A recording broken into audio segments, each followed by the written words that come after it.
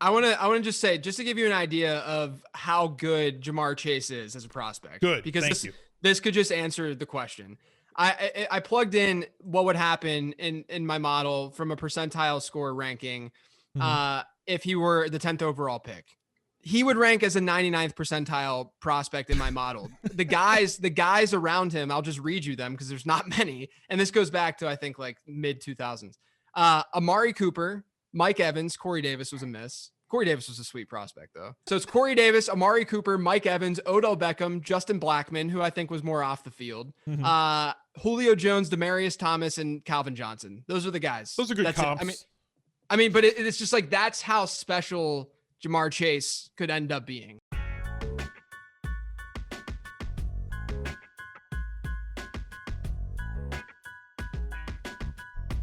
Hey guys, how's it going? It's Al. We're back with another off-season video. We're going to talk about rookie running backs and wide receivers for 2021, but I'm going to shape this conversation with two of the all-time greats in the fantasy football space. Lord Reeves, Rich Rhibar, right here to my left, and right below us, JJ Zachariason, the late round QB from FanDuel, and Reeves obviously from Sharp Fantasy Analysis. They do great work for season-long fantasy, for in-season fantasy, but more specifically for the purposes of this video, they're two guys who do prospect modeling, which means that they look at all the measurables, all the quantitative, everything that they can find to plug it into their spreadsheets, into their model, to come up with guys that seem to stand out on a year-to-year basis before the draft. And then obviously we're not going to talk about their weightings and all that sort of thing, because obviously that's proprietary to their models, but like speed, size, breakout year, draft grade, or not draft grade, but like draft capital that's spent on a player. I want to know who the best players are for this year, both for the NFL for conversation purposes and more specifically to all of us for fantasy purposes. So guys, thank you for joining me. I appreciate you both being here. What's up, man? How's it going? It's great. Yeah, I love it. I talk with JJ probably more than any, person on earth about fantasy, and we do no work together. So I'm always happy to, when I get a chance to work with him. He paid me like $20 one year to write the Konami Code article for Number Fire. And then best Al, value ever. Once. And Al, I've only met you once, and it was in Nashville. So This is my first time coming on. I sat around all year just like waiting, man. Is Al going to invite me to a cage match? Am I going to get a cage match invite? And I didn't get one. I locked up all of you're in for next year. We're gonna battle in the cage in the 2021 football season. I locked up like all of my guests super early in the season. I had like two or three people, yourself included, like, hey man, would love the cage matches, would love to do one next year. It's like, I think I should just do just 5 cage matches a week. And that's going to be all the in-season content. No more first looks, no more anything else. Just jump in the cage. Let's fight for charity in terms of fantasy. But we need to run ours back from last year, because we played the 1 week where the insane weather was happening. It was like that Browns Raiders game and stuff. And so I'm going to take it that Al won that one. Look, Rich. Okay, we don't need to talk about it. I think I slotted in Henry Ruggs at the end, and then that game just literally, I mean, why did they even play it? It was, it was just awful. Mm-hmm. That's like in my neck of the woods, and I was out looking out my window, and I was like, hey, hey, dumbass, why don't you bet the under on this game? Like, it was the easiest thing. And then the next week I did when they played Houston, but I remember just leaving money on the table. It's like, why didn't I bet the under in this game? I live right, I'm outside. I can't even walk outside. But like 70 mile an hour winds and 4 inches of rain expected during the game. Like, I think this game might go under. I don't think they're going to score 48 points. The first field goal attempt was like a boomerang. Yeah, and then it happened for like a month. Yeah, there's like a month of Browns games where you can't even look at like player performance because it just doesn't matter. It's just irrelevant. The Browns are really shutting QBs down the last month. Yeah. Right. So I want to talk to you guys about the incoming. First, let's talk about prospect modeling. What it is, how you go about doing it. Just in case people wanted to try and build their own stuff, not to use your model, not giving them your work, but like teaching a man how to fish. Like, how would you go about collecting data? How would you go about starting to build a model from scratch, if you guys didn't have, Rich, you said that you'd been working on this for like 7-8 years. It's like your 8th season doing prospect modeling. JJ, I think this is your 6th season with your prospect model. Like something like that. All prospect models going to have hits and misses. Don't expect any to be 100% accurate with their prospect. Well, you know, JJ has that story about, well, this is a guy that seems to be popping a model. Is that the same model that had this guy that didn't turn out to be a great pro? Yeah, it's the same model, but it's also the model that said that Gibson was going to be a hit fantasy player, and that there's going to be hits and misses. So like one miss does not disqualify your model completely, because nobody is 100% accurate at predicting the future. So Reeves, why don't you start, since you're the one who's been doing this a little bit longer, and then JJ, I want you to come in and I wish that were true. I wish that were true. I mean, but no, I mean, longer than me. I stand on the shoulders of the giants. I rely on your guys' work to be able to make my decisions for best ball dress. So that's why I have you on the show today. No, I mean, I started doing it, you know, when I first got into fantasy and started getting into dynasty leagues. I wanted to do some of this research on my own and produce content. And it was, you know, back in my Rotovision days, you know, and getting to work with all those guys back coming up through there. I mean, the coaching tree that Rotoviz has is pretty strong in the fantasies industry, just like JJ's is as well at Numberfire. You know, guys like, you know, Matt Friedman, obviously, you know, Frank DuPont and Sean Siegel were there. Jonathan Bales was doing stuff at Rotoviz at the time. And just getting, you know, kind of take some of that on and getting to input all this rookie data, trying to figure out what was important, what had correlation to NFL success, because we just watch the draft, you know, for our whole lives. And we're trying to figure out what these, you know, analysts that we understand at home don't have great hit rates as well. And not to throw those guys on the bus, there's hits or misses as well. But we just see, is there a better way to do this? Is there an objective way to do this where it's just not completely subjective takes? And trying to apply that into kind of trying to figure out like who some of these players are can lead us to watch some of these players and try to figure out some of the, and add some subjective takes put in. But start with that, you know, quantitative, like you said, work our way down to the qualitative.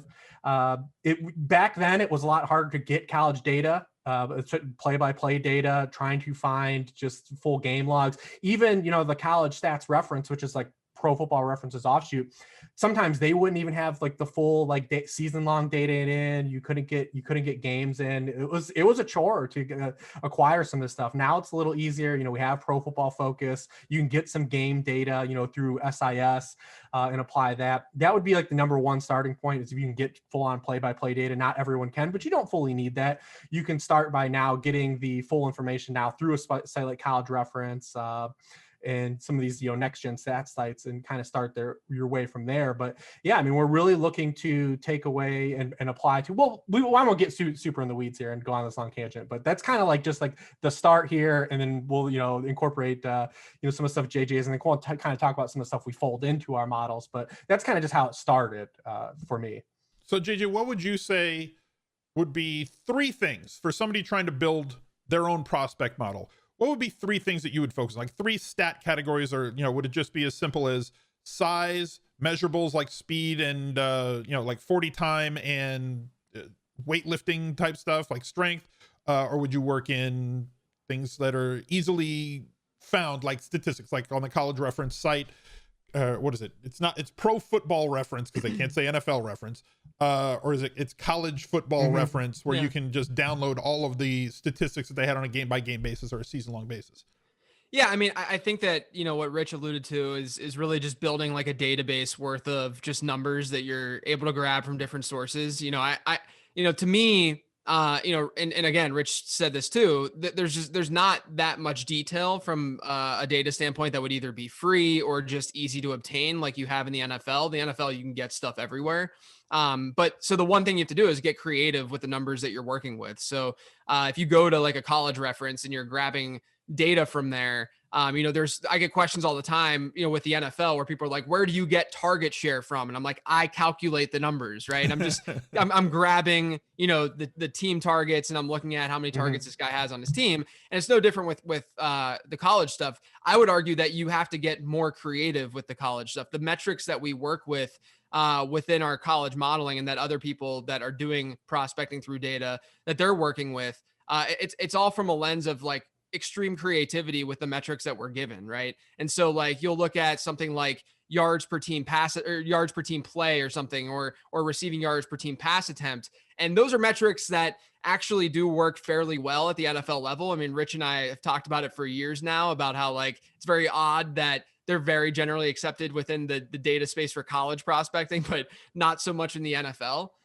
But yeah, I mean, you're using metrics that are very basic at face value, and you're sort of digging into that and being creative with them. So I think to answer your question though, Smiz, to be more direct with the answer, I would say that I think that a lot of people who, look at others who are prospecting through data, they think that like measurables and athletic measurables matter so much. And that, the combine not happening this year is such a big deal to models. And how are you going to be able to prospect if you don't have the combine? Well, number one, you can adjust pro days if you really want to. But number two, the bulk of what we're looking at is very much production based. It's very much production based, getting a high level look at these guys, seeing what a model spits out, and then giving that score or whatever's being spit out some context, right? Because there are going to be guys who slip through the cracks. I mean, Jalen Waddle's a perfect example of that, right? Where if you look at what he's done production wise,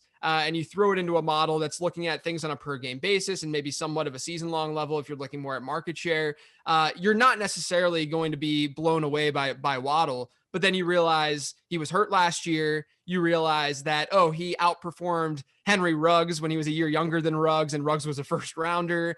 You give that guy some context and you're like, wow, this guy's actually pretty good. And it makes sense that, he's going to be a first round pick more than likely. So, that's the thing that a lot of people will critique prospecting through data, and that you can't capture everything. That's not the goal. You're not trying to capture everything, because you can't capture everything when you're watching film either. And there's a reason why teams are wrong all the time in the NFL draft, is because it's really hard to capture everything and know exactly what you're getting out of a prospect.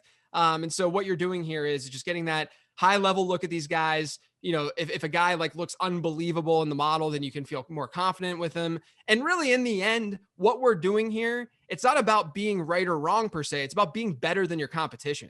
That's the main point here, right? Like we're trying to solve something in fantasy to beat fantasy managers, not to say I'm always right or I'm always wrong with the way that I'm valuing these guys. Yeah, you don't have to be faster than the bear. I just got to be faster than you.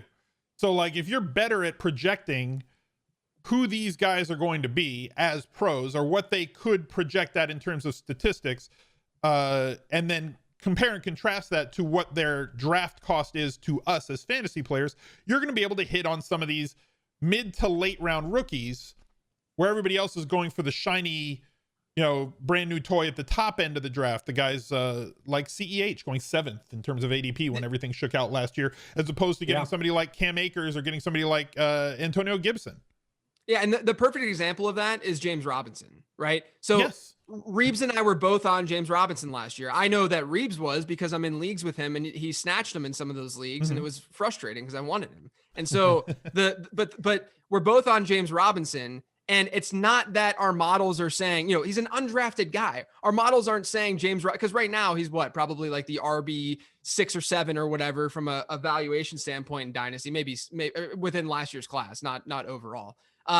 But so it's not like our model was saying James Robinson is a top 5 running back in this class. It's that we're saying he was an undrafted player, but his numbers look a lot better than other undrafted players. So when he gets this opportunity, which then happened, we can jump on it and be a first mover with that player. And that's what's most important. So to me, that guy was Austin Eckler before James Robinson, right? Like he was the guy who really stood out as a UDFA a couple of years ago.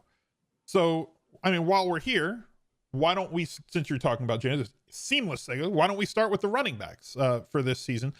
One thing that I don't know if you guys do this, so I don't mean to put you on the spot by asking this question, but like, do you compare how a guy ranks? Like, what I would want to see is from a model is like, what do I think this guy has as a prospect grade in terms of like Madden? What is he right now? Is he a 75? Is he a 78? Is he an 82? Whatever. And then what is his potential grade? If I was to do model, that's how I would have it, so that I could then go back and reference versus other years and compare and contrast. This was the question that I asked on Twitter yesterday.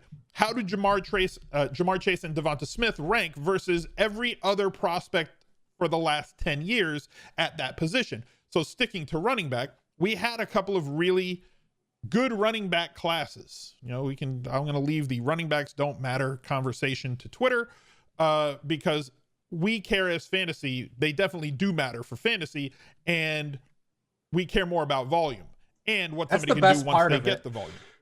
That's the best part of running backs don't matter, is like the real football narrative, is they're so important for fantasy. It's literally my favorite part of everything, because, you know, we can definitely see that they're a replaceable commodity in real life and even in fantasy football to an extent, but they're so important for fantasy football, and we have to spend all our draft capital on these guys, and that's what's so great. And I know JJ's does too, but yeah, I'm pretty sure that JJ's models in that ilk that we can. That, to me, that's the best part of it, is I can actually get accurate, you know, player comparisons objectively, instead of saying, oh yeah, every guy that is a great boundary receiver is DeAndre Hopkins, or every slot receiver is Julian Edelman, or, you know, just making those kind of comps to the high end comps, because your mind's always going to go there to the outlier when you're doing player comparisons. You're always going to go to what sticks out. You're like, yeah, that guy reminded me of Barry Sanders. Well, hold on, man. Like, there's not a lot of prospects end up like Barry Sanders, and you can objectively pull comps for guys, and you find out there's guys that, like, oh yeah, this guy also compared to like Liddell Betts, or like some guy that didn't make it, or something like that. So that's my favorite part of it, is being able to actually get an accurate comparison of saying, all right, this is the bucket of players this guy falls in. You can look at the range of outcomes of those players, but just it's more of a sobering analysis, and that's kind of what modeling is, anyways, because you're involving that, you're layering in all those objective, you know, data points to say, like, hey man, slow down. You watched that Javante Williams game versus Miami, but like, let's slow down a little bit. Like, that's not just completely who that player is, and that's just an example. I'm completely fine with Javante Williams. So do you like or dislike comps to NFL level players? I do. I very much do. And do you base those? You should be comparing prospects as prospects entering the league. They should be compared to yes. Yeah, as long as they're realistic. It gets out of hand. Like, yeah, we talked about this before we went on the air, fine. like with Kadarius Toney being every 6 foot and under, 4'4" and under wide receiver is now instantly compared to he's Tyreek Hill, but he isn't. Yeah, I mean, it's a linear, you know, a binary way of sort of looking at these players, and obviously, you know, like Rich alluded to, you're going to go to the extreme and give the best, you know, whether if you like a guy or you don't like a guy, you're going to go in that direction with the comp. Like, generally speaking, that's the way that people have worked comps in the past. I think that what's great, and Rich does comps, I think, better than I do with mine, at least the way my model works. But like, you know, what's great about doing it analytically and straight up through numbers is that you don't, like, yes, you're going to, like, if you have a wide receiver and he's comping to only great wide receivers, that's an unbelievable sign, right? But if you have, like, every single player is going to have some sort of wacky, strange player that's thrown in there, which hypothetically, if you're writing an article, you could throw that as your comp and throw that as your main comp. But, you know, the fact that, you know, you're going to have some narrative driven behind it, I think it's fine though, because it's compelling content, right? Like, in the end, that's fine. Are you, to me, should you be utilizing that as like your sole, you know, if you're going into a draft and you say, you know, Kadarius Toney is like Tyreek Hill, therefore I need to get him. No, you shouldn't be doing that, because you're not looking at it from a probability standpoint. But is it okay to say that, you know, he has some Tyreek Hill to his game, and there's that kind of ceiling? Sure. I mean, you can, you know, it's at least compelling, and you get an idea of the kind of player that you're dealing with then by doing that. Okay. Yeah, you always have to remember too, like guys like Toney and like Rondo Moore. I mean, you got the Tavon Austin effect that just like smaller athletes are always going to be more aesthetically, visually appealing. The plays they make, they just are. They're funner players to watch. They make people. They make more exciting plays. Like Darren Sproles. Yeah, I mean, it's like think about Darren Sproles. The guys like they are just more aesthetically fun to watch, and that's why I feel like some of those guys get elevated this time of the year. Now, some of these guys are actually like legitimately good players. Like Percy Harvin is a legitimately good player, but when you have a guy like Tavon Austin get elevated to pick number 8 overall without the team understanding his range of outcomes and limitations as a potential player, that's when you start to get in some problems, and you have that kind of, you know, aesthetically appealing player kind of jump the shark in a sense. And Toney definitely has some of that. I know you wanted to start at running backs, but like Toney has some that, like, you look at his conversation go where it goes. Well, when you look at his career, you know, kind of, you know, production profile, like in from a modeling stance, and he's a guy that had some injuries, you know, over the course of his career. he's kind of a master of none. You know, it's intriguing because he does a little bit of everything. That's what you like about him. He's got a return game profile. He, you know, has the most, you know, highest share of rushing yardage, the team's rushing percentage yardage for a wide receiver in this class. He also is a good receiver and has receiving production as well. So he does all these things, but when you look at all of them separate, none of them add up to be great. And it's where you can kind of get like a false positive from saying, you know, an NFL coaching staffs do this all the time with prospects like Tony, is they take this, you know, kind of master of none, jack of all trades guy, and then they can't find a way to harness like and maximize that player. And that player gets elevated all the time. So like Tony's a guy that I show that he's completely, you know, overvalued from like an NFL stance, where you see him mocked as first round top 5 picks. It's not that I don't believe he has that in his range of outcomes. And there are things that definitely signal he can be a good player. But when you're comparing him to other prospects in his class, there's a lot more risk with a guy like Tony, you know, kind of hitting. He has a lot lower floor than some of these other prospects. You know, it's not to throw shade and say like, if you like Tony, you're wrong. It's just that there are a lot more objective signals that show that he's more of a high risk, you know, draft pick than some of these other players at his position. The other thing I want to add to that is, again, it goes back to the comment that I made about beating your competition in fantasy football. And if you look at the fantasy football world, we know that that analysts in fantasy and the way that people think about fantasy, since it's a numbers driven game, they're looking at these players with a numbers driven angle. So if you look at a Tony and his rank on like dynastyleaguefootball.com and look at their rookie rankings, he's going to be like wide receiver 10 or 11, because that's the way that people are prospecting, is through a data-driven lens. Whereas a team is likely to draft. I mean, he could end up being the wide receiver 3 or 4 in this class from a draft capital standpoint, right? And so you get this dissonance. And oftentimes you have to sort of, you know, just be subjective. Number one, this is why draft capital is part of our models too, because it gives us signal and it allows us to be more accurate with our projections. But like a good example of this is like actually the same college, Van Jefferson last year, right? Now, I don't know. I highly doubt that Van Jefferson's going to be anything special in the NFL. You know, we don't know totally. But at the same time, given draft capital alone, the fact that in like super flex leagues and rookie drafts last year, he's going in like the late 4th round, that kind of thing should never happen based on his capital alone. It's the same deal to a degree. Like one of the things that I found looking at old rookie drafts is that one of the best position/values just generally in rookie drafts are 2nd round rookie draft running backs. And the main reason for that, so like AJ Dillon, Antonio Gibson, those guys from last year. And the main reason for that, I think, because I like to try to associate a narrative with that kind of like, you know, just why is it doing this? And I think the main reason for that is those players are typically the ones who are behind someone on a depth chart when they're drafted. And they might not get their opportunity until maybe late in the season or until a guy walks in free agency. And then they end up hitting. And a perfect example of that obviously is with AJ Dillon right now. We might see him end up hitting if Aaron Jones does walk. But it's like, you know, Jeremy Hill back when he, you know, was with Cincinnati and had a couple good fantasy season. Damian Harris, even, you know, he's, you know, of course, Damian Harris isn't like this RB1, but if you got him, you know, in the late 2nd round a couple seasons ago in rookie drafts, you know, you feel decent about it because he's still giving you some production and he still has some value. So what I'm getting at basically is, you know, don't have a short-term mindset, but also, you know, keep in mind and have some humility with what you're doing with on the data side, because, you know, these teams are putting millions and millions of dollars into their prospecting and into their research. And you're sitting in your mom's basement creating models and spreadsheets and stuff. And, you know, that's information that's valuable for trying to project, you know, how these guys are going to do in fantasy. See, I'm sitting in my own basement right now. Thank you very much. But mentioning a running back who is going to go early in the draft, somebody like Travis Etienne, or ETN for short, on Twitter forever. It's like, it's going to be CEH and it's going to be ETN. So a team's going to spend a lot of draft capital on somebody like him.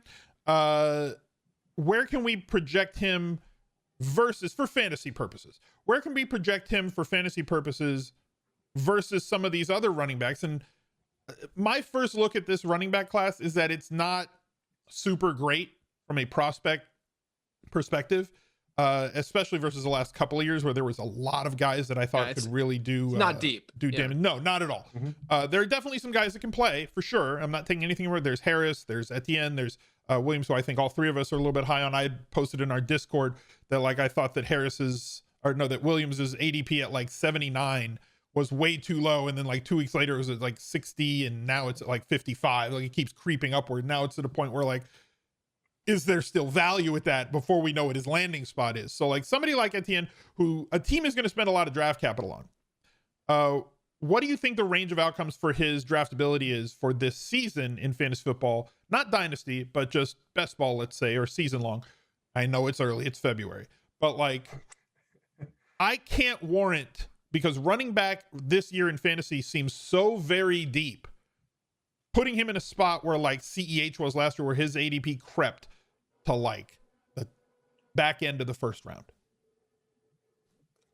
I mean, I would say the one thing to keep in mind with any draft class as you're drafting before the NFL draft is to landscape the actual NFL before, you know, having strong takes on these backs and like whether they're going to get, you know, a true workhorse 3 down, you know, workload. Because, you know, if you landscape the league, you know, if you landscape the league right now, I don't know how, like, there's probably only like 3 to 5 places where you're going to feel like these guys can step in and have a true, you know, 3 down workload. The thing with like Travis Etienne is that he's a great receiver. And so, you know, that a baseline is likely to be there when you combine that with draft capital. And so, you know, those are the kinds, I mean, I fall in love with pass catchers like that all the time, just in general. But even like Naji Harris though, is a really underrated pass catcher in my opinion. So like, you know, you're at least going to have some role. And I think that, you know, people get scared off a little bit. I think there's been a lot of research done like by like Mike Beers and such to show how rookies really elevate their draft capital post draft, just because we have more information. And even if we, you know, it's just that's what happens. It's similar to like in dynasty leagues, how rookies, no matter how they perform, they just increase in value the following season from an ADP standpoint and startup ADP standpoint, just because we have more information on these guys and we feel a little bit more secure with these guys. But now's the time to capitalize on that, right? So I would still be gobbling up some of these players. Now, to your point, Al, I don't think that there's a lot of those players in this draft, at least compared to like last year. Last year, I don't think we had a ton, aside from like Jonathan Taylor, I don't think we had a ton of like very obvious studs, but we had just a lot of super solid prospects. Whereas,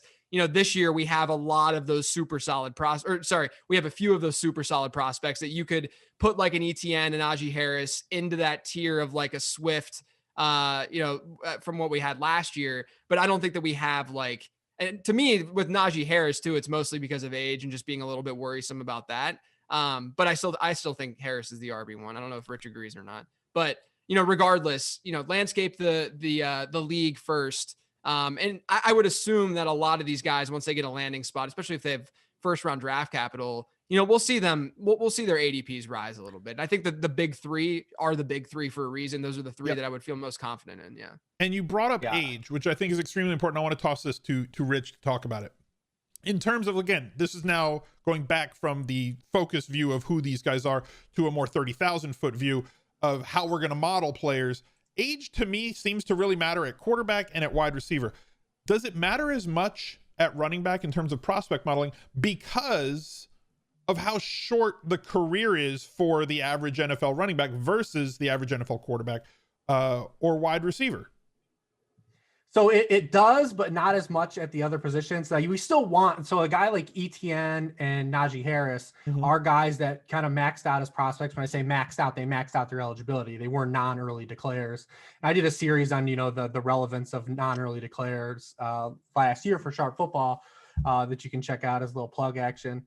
But, you know, at running back, you know, it doesn't matter. But what does matter still is kind of, you know, a breakout. Whereas like my model kind of discounts Javante Williams a little more than JJ's because he was a late kind of career breakout. Whereas, you know, Etienne is a guy that had 1,500 yards, you know, age 19, and was productive all 4 years. It's not just that he's coming out as a late prospect. That doesn't bother you as much because he was also productive at a young age. Right. So that's what we're kind of looking at, you know, were players good at a young age? Because that's where player age comes into effect and matters. You know, we inherently know that a guy playing better at a younger age is probably better than an older player. You look at a guy like Dwayne Eskridge this year. He's a supreme athlete. He's a guy that he was a high school track champion. He won the 100-meter dash, 200-meter dash. We know that he's like a super athlete. Well, this guy played last year at almost 24 years old in the MAC.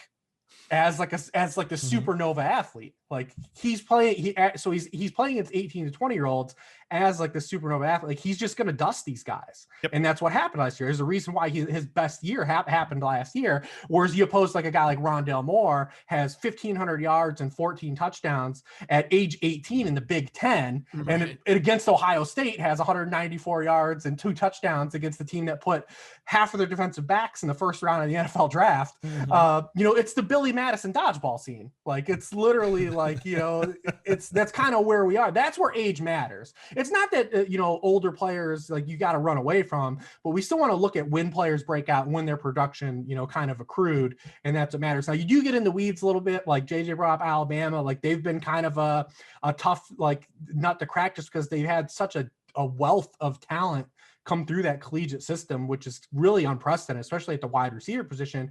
And you have a guy like, Calvin Ridley be like an older producer just because he's buried on the depth chart. Or even these guys that come out this year. Waddle's a little more of a gray area like Ruggs was, but Davonte Smith, we can throw his Heisman season out of the window if we want, because we can just go back to 2019 right. And Davonte Smith outperformed 2 NFL players that were drafted in the top 15. Right. Like we can compare that and see that. So that's why when age comes into play, Naji Harris, like it doesn't matter to me that he's older, Etienne, he's a little bit older, because these guys were productive at a younger age. They just kind of, stayed in college. And I always get into gray area when I bring up non-related players, because it's been such a signal when players jump to the NFL. They're ready to jump. The NFL's told them, hey, come, we're going to draft you high, come in.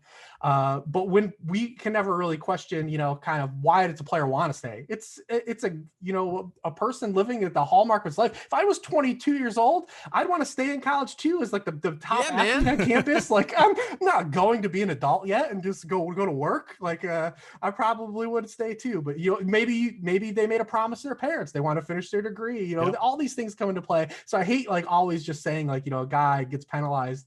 We want to look at the full body of work. Etienne actually took a step back. He wasn't as productive as an older prospect, this past year, but he has those 3 years prior to this season. With Etienne, the one thing you have to play, and this is where measurables come into play for me, the athleticism. It doesn't factor into my like model score, but I still do a Spark score and generate like my own like home cooked version of stuff that matters for fantasy stats. Like year 1 through 3 production is kind of what I'm looking at, and stuff that correlates to initial production. Because that's when we want to have the hotbed of running backs. We want our running backs to hit on their rookie contracts and be able to trade them away in dynasty before they get their second contract, so we can cash out on them.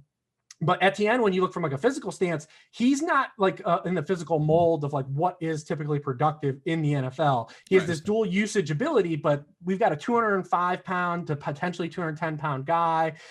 Those guys typically like you run, unless you run under Christian McCaffrey. But the difference from Christian McCaffrey was and it had an immense workload as a collegiate player at his size, and it didn't matter. NFL coaches have shown that they will archetype some of these guys and not giving them goal line carries or just not making them 300 touchbacks. Etienne in college, the most touches he had in college was 244.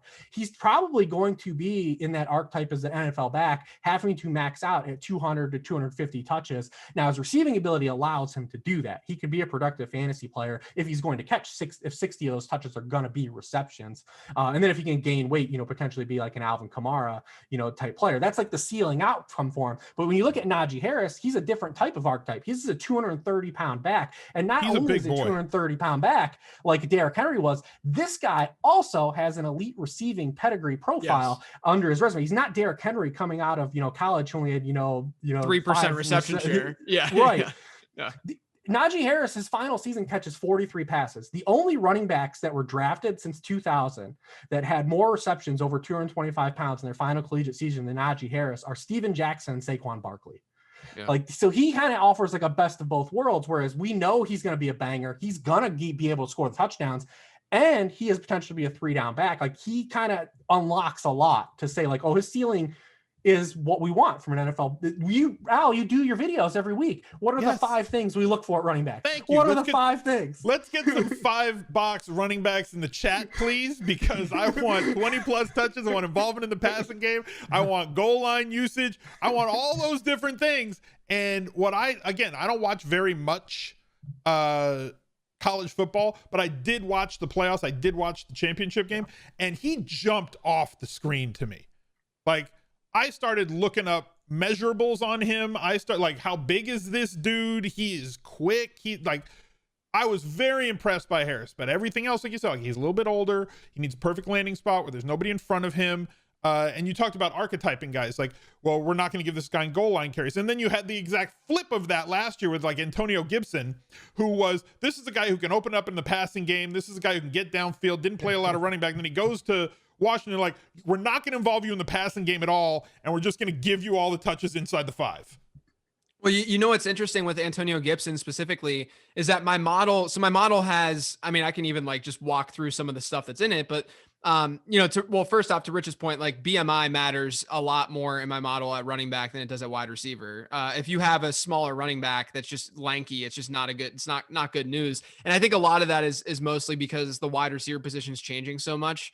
Like we had talked about earlier before, I think you even started the show, but there's just so many different types of wide receivers now that it's hard to just kind of put them all in a box and say like, you need to be at this BMI. It's probably why it tested the way it did in my model.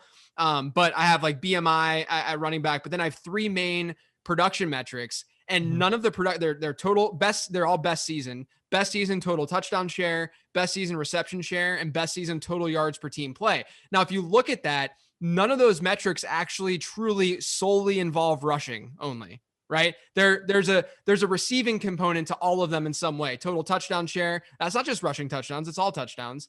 Reception share, obviously it's looking at the percentage of completions that a guy's getting, and then total yards per team play. That's going to actually skew towards guys who can do it all because they're gaining more yards in general, yards from scrimmage in general. And so it's interesting, like a guy like Antonio Gibson had the right BMI, right? And then he has a great receiving profile because he didn't even play running back really at Memphis. I say great receiving profile just in comparison to, the fact that he didn't do anything as a running back. He had like 33 college carries.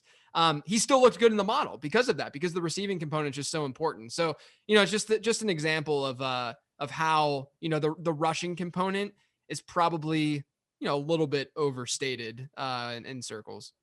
Perfect. Yeah, So I'm like obsessive about archetypes, and when I do like my player comps, I'm not just doing production based comps. I'm also looking at, a size profile as well. I'm not going to compare Rondale Moore's production to Mike Evans's production, even though they are kind of comparable, just because they're not going to play the same position in the NFL. Right. So to me, like, that evaluation is kind of worthless. I want to evaluate Rondale Moore versus players that look like Rondale Moore and compare him to those prospects.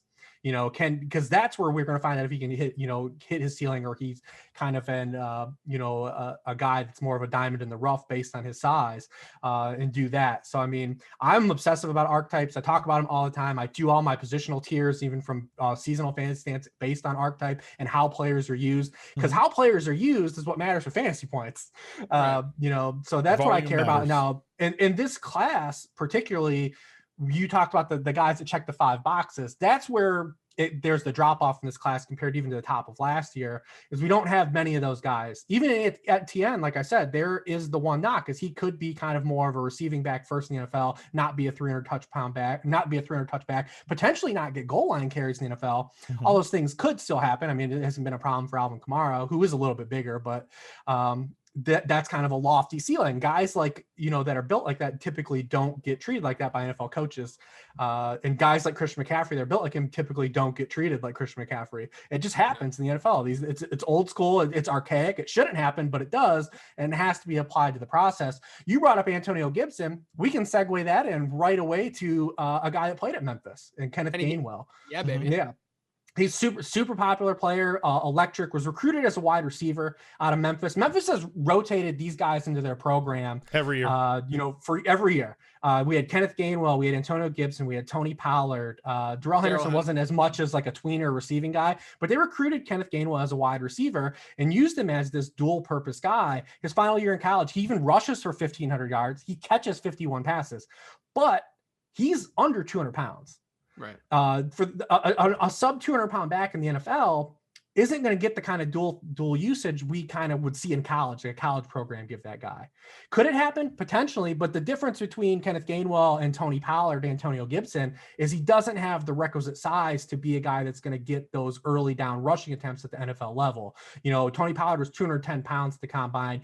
Gibson was 228 pounds. Like the dude was built like a truck. Yeah. Whereas Gainwell is a sub 200 pound guy. And if he's closer to 190, like, you know, kind of like built like a receiver, Demetric Felton has the same problem as well, who was recruited as a wide receiver, played wide receiver his first 3 years, and switched running back at the Senior Bowl, you know, weighs 189 pounds. That guy in the NFL, a coaching staff is just not going to give that guy 250 carries. They're just not. No. It's just the world we live in. So I mean, you know, it's the world that it's like always lived in, though. It's Theo Riddick, it's Darren Sproles, it's, you know, from Kansas State. It's all these guys that are that size, that just, we're going to use you as a gadget guy in the passing game. Tariq Cohen, you can't give him the ball 15, 20 times a game on the ground. You just can't do that to the guy. Well, what's funny too about the size thing is that you have two guys in the same backfield from UNC with Javante Williams and Michael Carter. And, you know, the reason why my model likes Javante Williams the way that it does is, yes, touchdown share is part of it because he's a bigger body guy, but then you have to assume that that's, you know, that would be the difference then in the NFL, hypothetically, if they were in the same backfield or if Michael Carter sharing a backfield with someone. So that's a little bit of a red flag. But the biggest difference, Michael Carter had more yards from scrimmage last year than Javante Williams did. He's a good back. He's really, really interesting and intriguing. I actually think that there's like if you want to look at archetypes, it's just in general, you could compare him to in a way from a prospecting through data standpoint to ETN. Like yes. it's a very similar type of player that you're looking at. We call that arbitrage.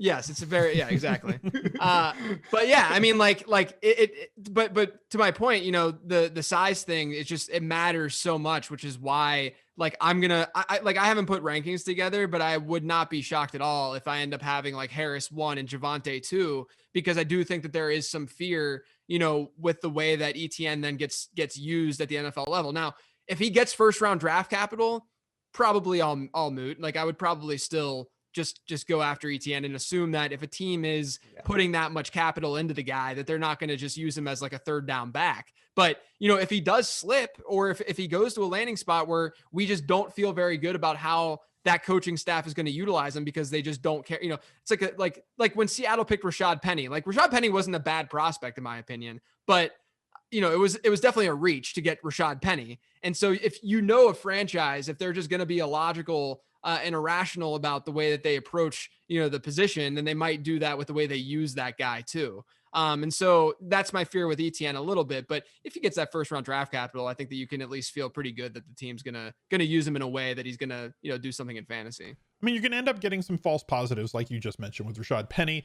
And we had touched on a few things here that I want to kind of segue into this next player about, because we glossed over him a little bit.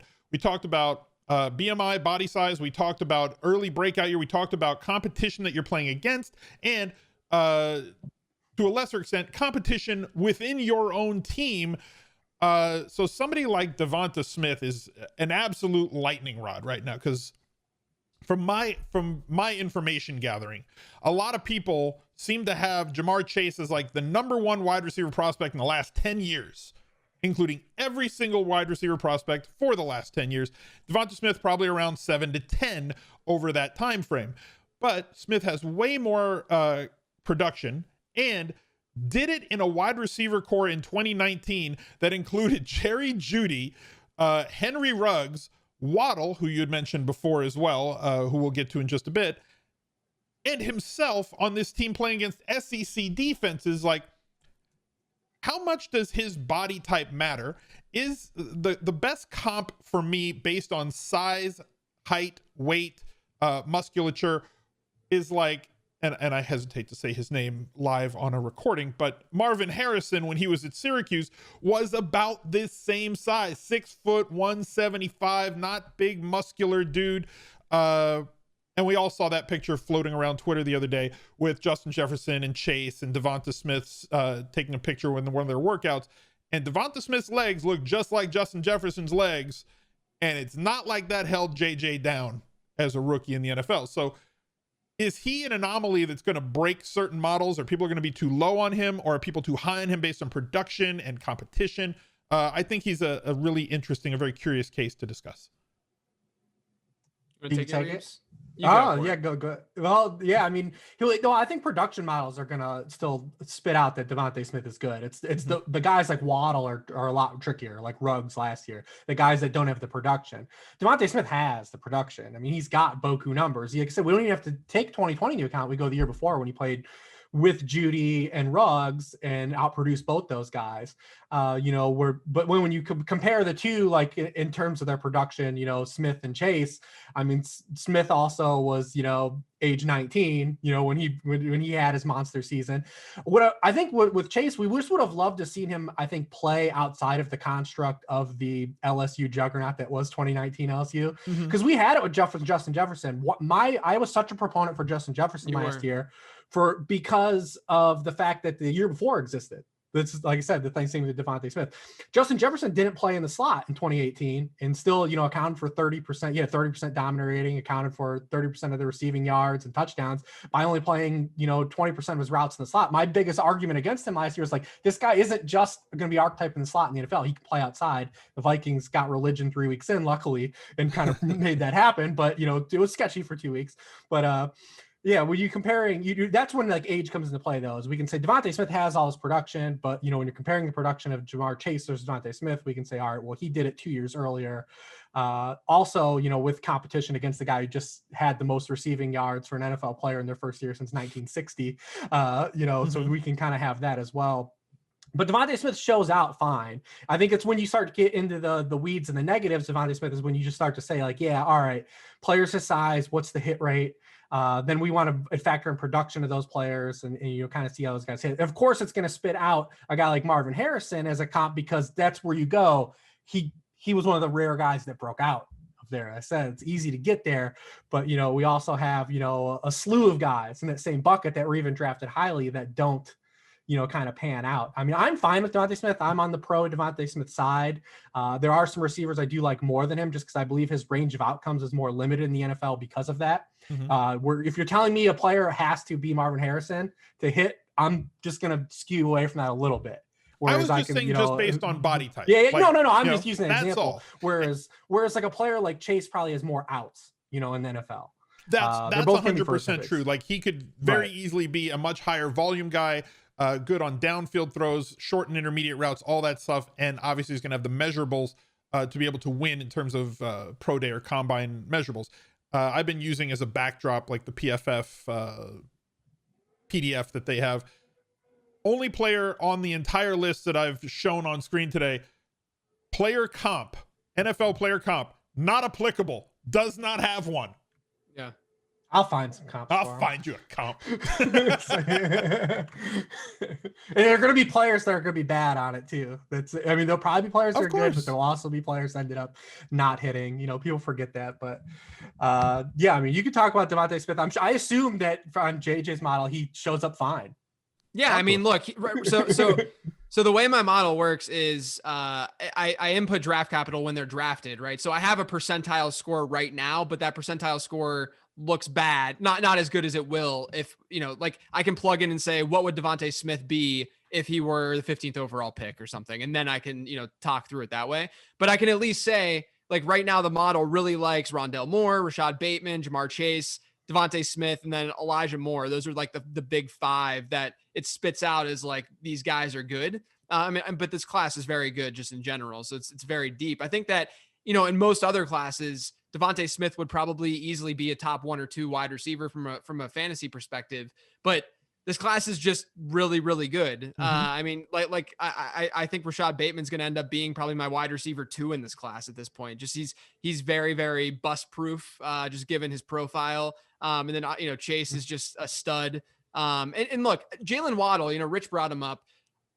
He's like the perfect example, and I think that another example of a guy that I try to dig into each one of these players after my model shows a stat score and an overall prospect score for them, just so I can talk about them intelligently, but also, because I want to understand their journey to some degree. So like, I remember the other day last week, I was looking at Ramondre Stevenson, the running back out of Oklahoma, and I was messaging Rich about him, and, came from he came from a junior college, transferred to Oklahoma, and then he played 2019 and 2020 at Oklahoma.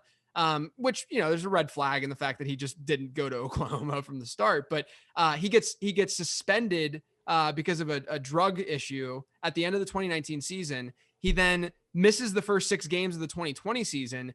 And so within my model, which some of the stuff is market share based, from a full season perspective, he doesn't look that good because he only had this like really small sample in 2020. But when you dig into what he did within that sample, his production actually doesn't look that bad. So you have to, subjectively give that context. And Jalen Waddle, it's the same thing where, yeah, I mean, he was buried to some degree, not buried, but he was at least competing with really good wide receivers. And then this past year, he was in line with Davonte Smith production wise until he got hurt. I mean, he was outproducing him for the first 3-4 games.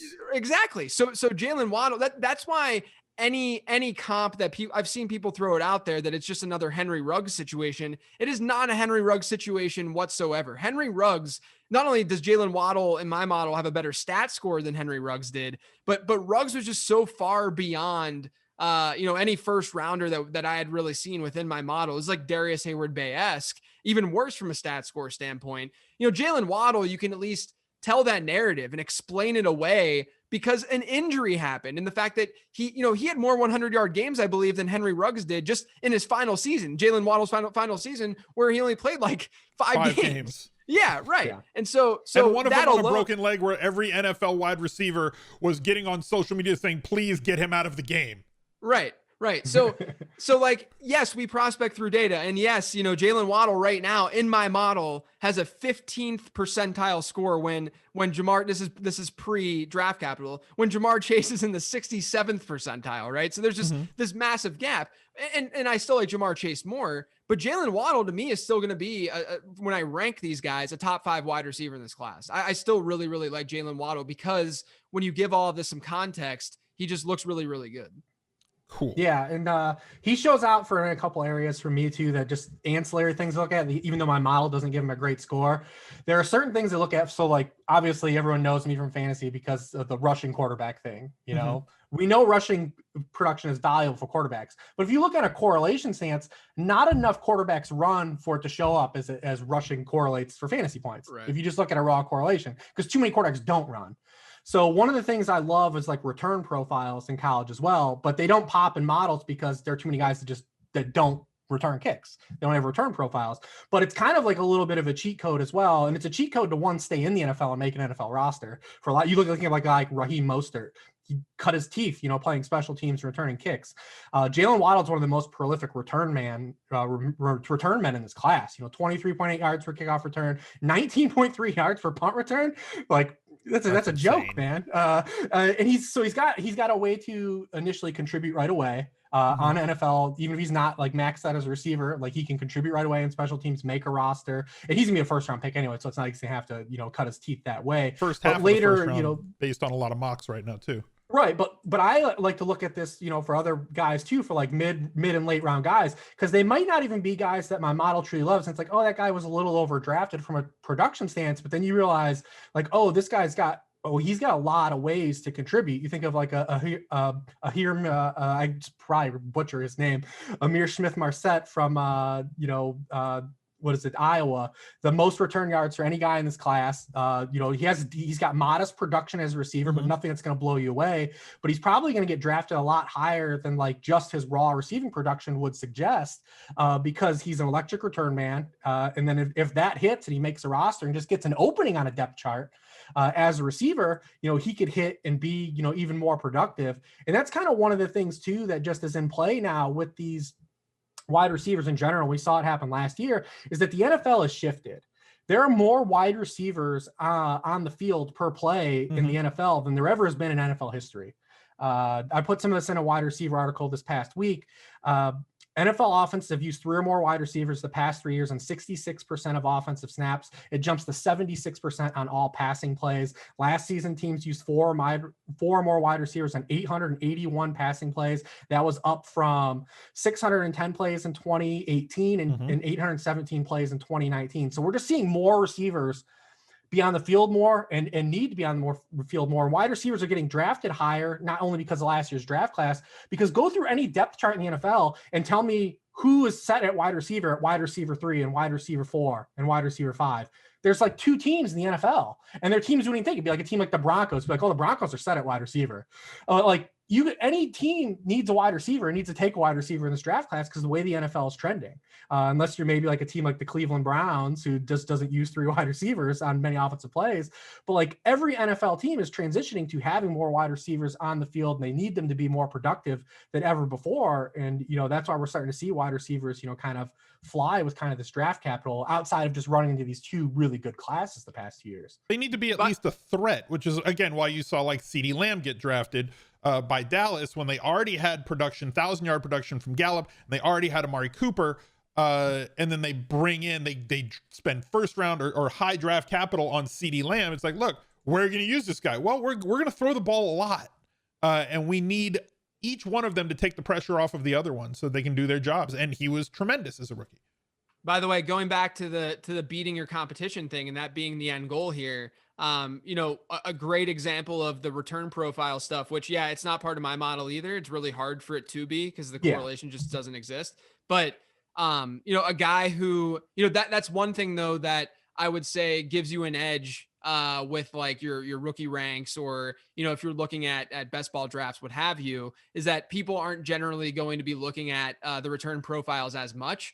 And you can get some hits. I mean, a perfect example of that is Deante Johnson from a couple of years ago, where, he comes out of a smaller school. Deante Johnson actually played when he was in college. They had like fringe NFL guys that he was playing with. So his teammates score in my model wasn't like horrific, because even though he came from that smaller school, but he had an amazing return profile. And that was one of the things that, allowed me to at least like go after him a little bit more than I otherwise would, aside from the fact that the Steelers are just seemingly very good at drafting wide receivers. But yeah, I mean, it was just like he's a perfect example of someone who, has that added part to his profile that might not show up in a model, but you can subjectively kind of throw it in there and say, yeah, I'll draft that guy. So there's 2 guys that I want to wrap this up with. Both of them project to have top 10. Let's just leave it there. They both have projected top 10 draft capital. Number 1 being Jamar Chase. And I really like these guys that have ridiculously high pedigree, right? Pedigreed prospects. They were pedigreed prospects in high school. They are still pedigreed prospects after 3 years of college.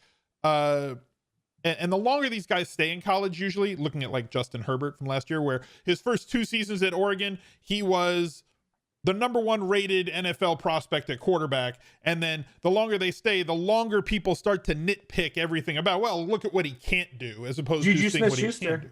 Yeah, right? Yeah, Juju was that guy. They stay that one extra year and say, well, look, he can't be this and he can't be this. But look at all these things he can be, and we saw what Herbert did. So Jamar Chase coming out now, early breakout, massive NFL body, tremendous athlete, great numbers when he was on a team with Justin Jefferson, who put up amazing rookie numbers in the league. And the second player is, I'm going to call him a pass catcher, because tight ends don't normally go this high. Very few top half of the first round draft picks at tight end historically, who can come in and contribute. We've seen a couple more over the last few years, but somebody like Kyle Pitts, who in Kuiper's latest mock draft, I think he has going like 4th overall. So how do you view Kyle Pitts only as a tight end or as a pass catcher in this new NFL? Guys like Darren Waller, who is his PFF comp here, versus somebody like Chase, who's projected to go to the Eagles, probably the most, behind Patrick Surtain, the cornerback, the second most slottable guy in terms of NFL mock drafting. Surtain at 10, and then Chase going to the Eagles. But Kyle Pitts is flying up mock draft boards everywhere. Is that something that you model in? Do you even work in tight ends? Or if he graded out as a pass catcher, I don't know if you do this or not. I'm not trying to put you on the spot, but talk to me about Pitts and or Chase, whichever one you prefer. I want to just say, just to give you an idea of how good Jamar Chase is as a prospect. Good. Because this could just answer the question. I plugged in what would happen in my model from a percentile score ranking. if he were the 10th overall pick. Let's just say. Where are the Eagles drafting? Let's just say he goes 6 or 7. Okay. 6? So we're even being lenient here potentially, right? He would rank as a 99th percentile prospect in my model. The guys around him, I'll just read you them because there's not many. And this goes back to, I think, like mid 2000s. Amari Cooper, Mike Evans, Corey Davis was a miss. Corey Davis was a sweet prospect though. What was he the number 2 PFF graded guy last year though? Corey. Oh yeah. I mean, he had a good season last year. Yeah, I mean, that's fine. But listen to this. So it's Corey Davis, Amari Cooper, Mike Evans, Odell Beckham, Justin Blackmon, who I think was more off the field. Julio Jones, Demaryius Thomas, and Calvin Johnson. Those are the guys. Those are good comps. I mean, but it's just like, that's how special Jamar Chase could end up being. Yes. Like that's period. I think that's the easiest way to just like, don't be so concerned about, I know a lot of people are, if he goes to the Eagles, like don't be so concerned about how these teams have historically drafted when you're talking about a player who has this kind of pedigree. I do not fade Jamar Chase. That type of analysis is so lazy to me, and it's being applied to like Justin Fields. I know we're not talking about quarterbacks today, but like, these other Ohio State quarterbacks didn't do well in the NFL, Smith. So therefore this guy can't do well. That's lazy, and stop. We did it with Melvin Gordon, and it happens all the time. Oh, Jonathan Taylor didn't catch balls at Wisconsin, so therefore he can't catch balls. Which in the was NFL. also garbage. Neither did James White. James White didn't catch balls at Wisconsin either. Yeah, which is why you should be looking at market share stuff too, and not just raw numbers for the record. Yeah. So are you on board with that with Jamar Chase, Reeves? Oh yeah, he's absolutely. good. I mean, and the dude is he's such a physical monster. I mean, he pushes dudes around. I mean, when you watch him, he has some kind of some types of flaws. I mean, he's not like, he's got a little bit of weaknesses at the line of scrimmage. He's just so strong and bigger and faster than all the dudes he played against. That will change a little bit in the NFL, but yeah, he's very clean coming out. I did not put Kyle Pitts in as a receiver. I mean, but when you could even just compare his stats as a receiver, they don't really hold up compared to receiver classes. We want him to be a tight end in fantasy anyways. That's where we can max him out at. It's the same thing with Gibson last year when people were like, is he going to be a wide receiver? Is he going to be a running back? We want him to be a running back. It's where he's it's more optimal for fantasy football if he's there. Yes. It's where we need Kyle Pitts to be a tight end, because his production then is going to get weighted against other wide receivers, and it's not going to stand out as much as it would against tight ends. So we're hoping so far. So I had a couple tweets on Kyle Pitts a couple weeks ago. So among tight end prospects since 2000 in their final season, he's 15th in receptions per game, 2nd in receiving yards per game, 1st in touchdowns per game, 17.9 yards per catch is the highest for any college prospect coming into the NFL with more than 40 catches final season, 27.9% touchdown rate, 2nd of the same group. He is the highest final season production score in my model, which used to be owned by Rob Gronkowski. That's the kind of, company like that we're keeping here for, obviously he's not the kind of blocker Gronk was, and, we're not, but just raw production. The dude is an animal, but so we're going to have some dichotomy though. Like, what do we do with Kyle Pitts? Cause we know like tight ends historically are a slow burn in the NFL. We've had some really good prospects recently. Like TJ Hawkinson was a great tight end prospect. Noah Fant, like it takes guys some ramp up at the position. We've seen it for years. Is Kyle Pitts going to be one of these guys? Because in like FFPC leagues, he's going as like a fringe tight end one, out of the box. And like, it's aggressive. But can he break the mold? I mean, I just told you, it's like the guy he jumped was Rob Gronkowski for all prospects since 2000. So it's potential, but like, it's aggressive. But if you compare him against wide receivers, he does not show up as highly. He definitely glows. He is a lot more of a diamond, so to speak, when we compare him to tight ends than he is a wide receiver, even though he's a pass catcher. So we do want him to stay there. Even when you compare him in this class against wide receivers, like on like just target share and dominator and stuff like that, you start to lose a lot of that shine. Yeah. So we do want him to still sustain and be a tight end. Now he can be a tight end and just exclusively play like slot receiver. He like can just play H-back and slot receiver and cool. dominate as a freshman or as a rookie. Yeah, as long as my fantasy league keeps him as tight end, that's all that matters. So like that's really the key, right? Is his landing spot, in my opinion, is very key to his ability to produce as a rookie in the NFL. Because as you mentioned, tight ends, there's a lot to learn as opposed to there's a lot to learn at wide receiver. There's less to learn at running back. That's why running backs tend to just jump on the scene if they get volume. Wide receivers, there's a little bit more to pick up. Tight end, there's even more to pick up because of blocking schemes. But if he was to go to a team that plans to utilize him as merely a big pass catcher, kind of in the Darren Waller role, just letting their other tight end, if they go 2 tight end, block, and he's not an inline guy, right? He's going to be out in the route, kind of like Logan Thomas last year, who ran more routes per dropbacks than any tight end in football last year in the NFL. If he's utilized in that sort of way where they're not asking him to pass block, then I think that there are paths for Kyle Pitts as a rookie. Well, let me ask you this. Give me a number as to where he would be drafted in the first round. Like what pick? Right now, I can plug it in. Has him going to the Jets at 3. At 3? Yeah. Okay. Okay. Well, then I mean, if he goes 3, then obviously my wide receiver model is like, you're in the 98th trading down to no, they had him at 4. They had him trading down to 4. Well, Vernon Davis was the highest hitter, right? Or him and Kellen Winslow, they went. Him and Kellen Winslow, and then 6. Shockey. So let's say that 6. Shockey was 14. Hawkinson was 8. Yep. Yeah, I mean, if he, the fact of the matter is, if he has that capital, that high of capital, and you even throw him into a wide receiver model, he's still, I mean, even if he's 10th, like I just put Jamar Chase, he's still like a 97 to 98th percentile guy, because, players that are drafted that high are generally hitting at a pretty high rate. But, I would say, even if you bring that down a little bit, it's not like his production profile is as bad as a Ruggs or something from last year. It's still relatively fine. And I think that you can at least also, add a layer to that and say, Florida seemingly over the last couple of years seems to spread it around a good bit. And maybe that helps him out from a prospecting through data standpoint. But if he plays wide receiver though, like Rich said, it's not as fun from a fantasy perspective, especially the eligibility issues that you then run into, during rookie drafts this year. And then, what's going to happen over the next 2 or 3 years of his career. And then all of a sudden you lose that value. And it's a risk that you have to potentially take on. We're also at the mercy too with Kyle Pitts of a team, like Al said, using him in that capacity, which we just don't really know. Yeah. We've seen it a couple years with Evan Ingram, the start of his career. I mean, He was basically a wide receiver in college. He did not play inline tight end. He's not as big as Pitts and doesn't have quite as lofty as production, but he was a very good receiver. And his entire time in the NFL, he's been used as a tertiary near the line of scrimmage, kind of forced to get yak kind of guy. And they made me so mad last year.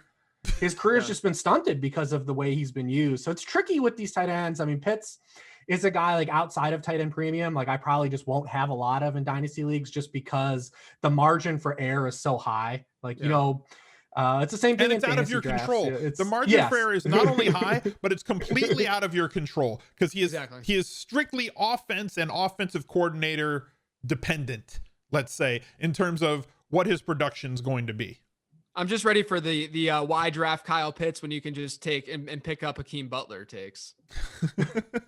This is a very good tight end class, though. If you guys do the prospect modeling for tight ends, though, it is a really good tight end class, which is one of the other things too. I said it's well, I love Pitts, and he's clearly the tight end one, and there are guys maybe you break the bank for, but I mean, it is a deep tight end class. There are quite a good number of tight ends that are young and productive that you're going to be able to get in the borderline second, third round of your dynasty drafts this season, just because the weight of the wide receiver profiles, and if you add super flex in the mold, these guys are just going to slip.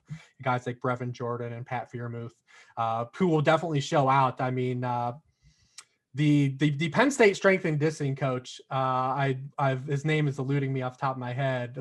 That guy, he needs a raise, because these guys from Penn State they elevate their draft capital to an insane amount every time they have to work out. He has these guys ready just to crush the combine every year.